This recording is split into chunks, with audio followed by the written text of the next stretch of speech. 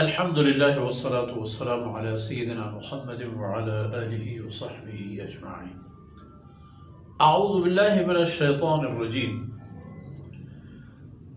ذلكم بأنكم اتخذتم آيات الله هزوا وغرتكم الحياة الدنيا فاليوم لا يخرجون منها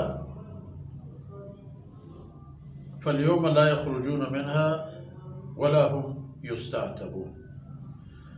فلله الحمد رب السماوات ورب الأرض رب العالمين وله الكبرياء في السماوات والأرض وهو العزيز الحكيم. سبحانك لا علم لنا إلا ما علمتنا إنك أنت العليم الحكيم. رب اشرح لي صدري ويسر لي أمري واحلل عقدة من لساني يفقهوا قولي واجعل لي وزيرا من أهلي رب زدني علما وارزقني فهما. ثم أما بعد. گرامی قدر بھائیوں، بہنوں اور پیارے بچوں، پچھلے آیتوں میں ہم نے مشاہدہ کیا کہ اللہ رب العزت فرما رہے ہیں کہ قیامت کے دن جب کفار و مشرکین اور منکرین قیامت جہنم میں ڈال دیے جائیں گے تو ان کے ساتھ ایسا سلوک ہوگا کہ گویا بس وہ ان کے بارے میں نعوذ باللہ اللہ تعالیٰ فراموش ہو چکے ہیں، لیکن حقیقت میں اللہ کے علم سے تو کوئی بات چھپی ہوئی نہیں ہوتی ہے۔ مطلب یہ ہے کہ ان کو اسی طرح نظر انداز کرتے ہیں کہ جس طرح ایک فراموش شدہ کسی انسان یا ایک عمل کو چھوڑ دیا جاتا ہے، اور انہوں نے اللہ کے کلام اور اللہ کے فرمودات کے ساتھ اسی طرح کیا تھا، تو وہ صلاح اور عوض ہے ان کے اعمال کا۔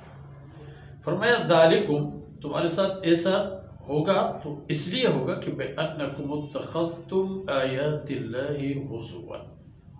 پہلی بات یہ ہے کہ اللہ کی آیتوں کو مذاق میں لے لیتے، ان پر مذاق کستے تھے، یعنی مذاق اس چیز پر ہوتی ہے کہ جس کی کوئی اہمیت کے قائل نہ ہو۔ آپ جہنم کی طرف بڑی دل خوشی سے جا رہے ہیں، جو آپ کو منع کیا جا رہا ہے آپ منع کرنے والے پر طنز اور مذاق کرتے ہیں۔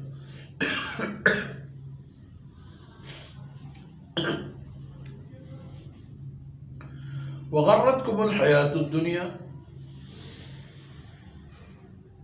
اور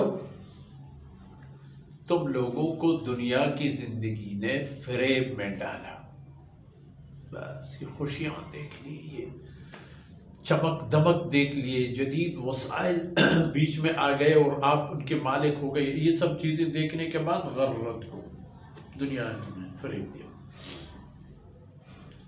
فَالْيَوْمَ لَا يُخْرَجُونَ مِنْهَا، پھر اب معاملہ یہ ہوگا کہ لا يُخْرَجُونَ مِنْهَا، اب ان کو جہنم سے کبھی بھی نہیں نکالا جائے گا، یہ ایک۔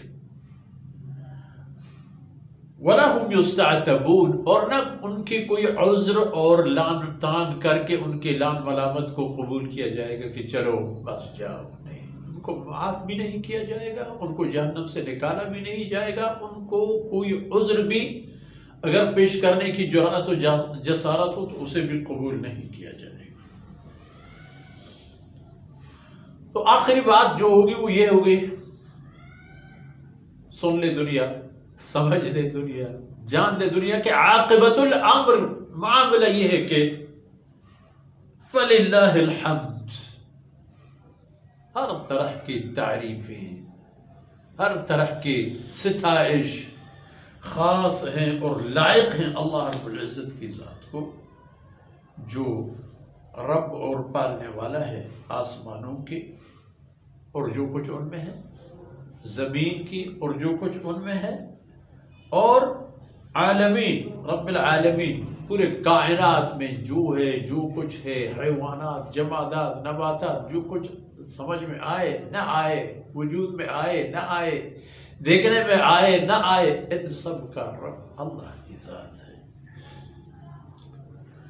وَلَهُ الْكِبْرِيَاءُ فِي السَّمَاوَاتِ وَالْأَرْضِ، اور عظمت و کبریائی صرف اسی کی شان کے لائق ہے، اور بس چاہے آسمانوں میں یا زمین میں، کائنات میں، ہر طرح کی جو کبریائی اور عظمت ہے وہ خاص اور خاص اللہ رب العزت کی ذات کے لیے ہے، اور کسی اور کے لیے کچھ بھی نہیں۔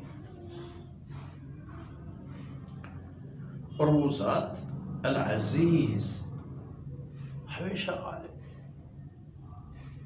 اپنی حیثیت پر ہمیشہ برقرار،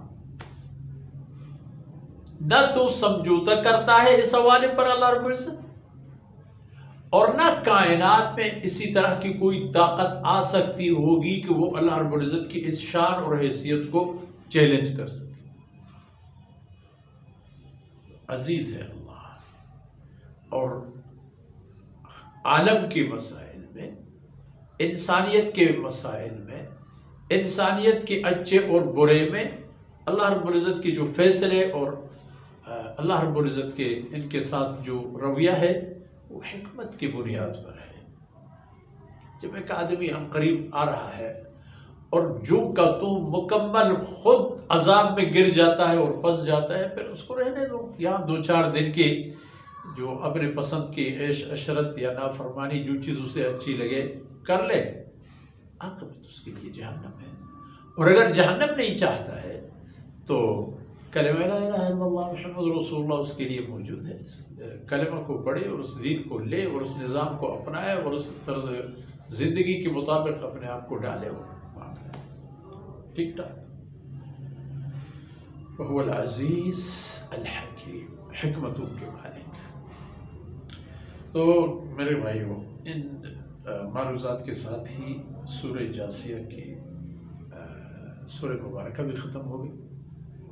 اللہ رب العزت کوتاہیوں سے درگزر فرمائے۔ وصلی اللہ علی نبینا محمد وعلی آلہ وصحبہ